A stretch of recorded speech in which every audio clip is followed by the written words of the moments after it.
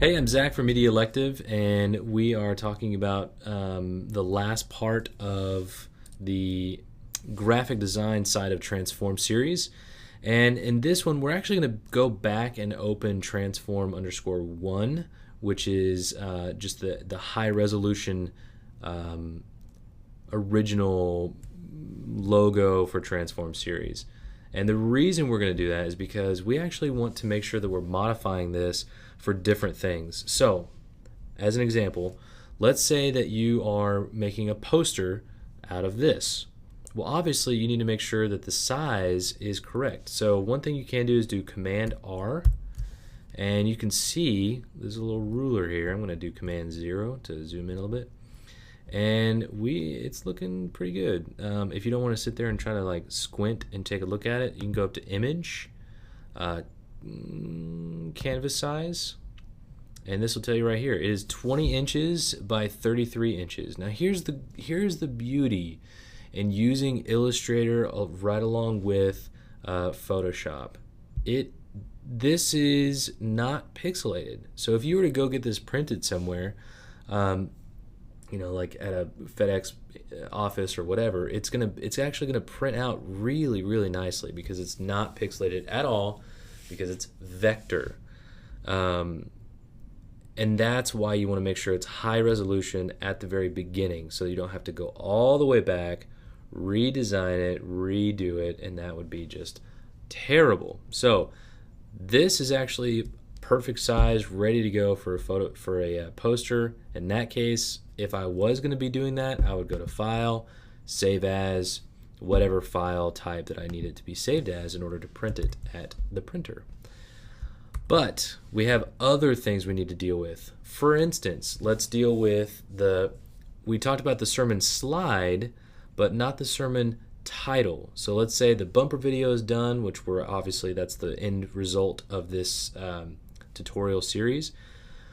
But we still need a still image, for the congregation to kind of see where we are. And obviously a 20 by 30 inch image is a little bit ridiculous for screens. So we're going to do very similar to what we did before. We're going to get the crop tool. And of course, we're going to make sure that this is not selected. We want to be non-destructive. And I'm going to hit enter twice. And then I'm going to get my move tool, type letter V. I'm going to get all of the layers except for the background. Command T or Control T. Command minus to zoom out. Hold Shift, please. And instead of moving it to the side like we did before, we're actually going to move this right in the middle, because this is obviously our title. Oh, goodness. Our title screen. So it's kind of getting like that. And of course, you can, go in there and make the rulers and make sure it's really in the middle and all that kind of stuff. But we want the transform title to really stick out, because this is the title screen. Okay, so we're going to select that very top layer, Command T to transform, grab one of the corners, hold Shift, and just size that title up and reposition it. Try to get it somewhat in the middle. And there you go. Honestly, you could stop there if you wanted to. Personally, I probably would actually. But one thing to be aware of is that the flat background and the flat imagery it's very in right now, but it is also not exactly easy on the eyes when you're trying to have everyone look at that title. So let's go to the background. And we're going to add a levels, which is an adjustment layer down here at the very bottom. Click on that, go to levels. And if you don't understand these effects and these different adjustment layers, please go and check out the basic tutorials on Photoshop. So I'm going to adjust this to where it darkens the outside just a little bit.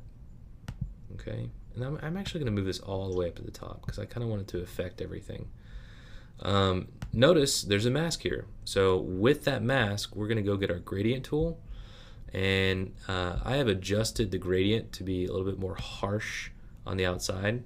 So that means that the vignette is going to be pretty strong and then end pretty quickly.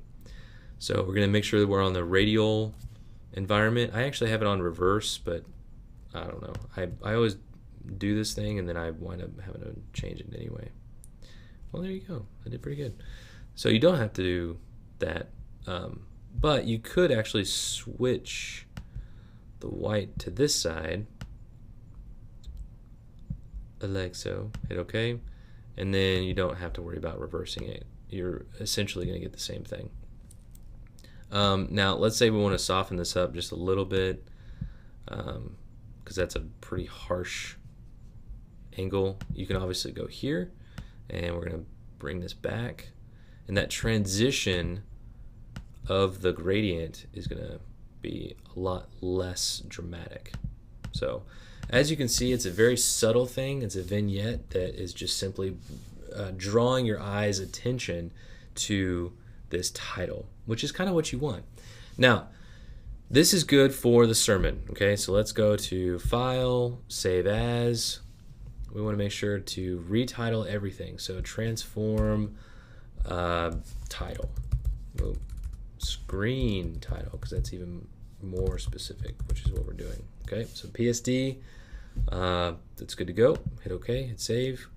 Now, we've saved it. That's great. Let's move on to the next thing. Let's say you have a website and you have a banner and you're trying to communicate with everybody that, hey, this is where, this is the sermon series that we're in. Click on this, check out more.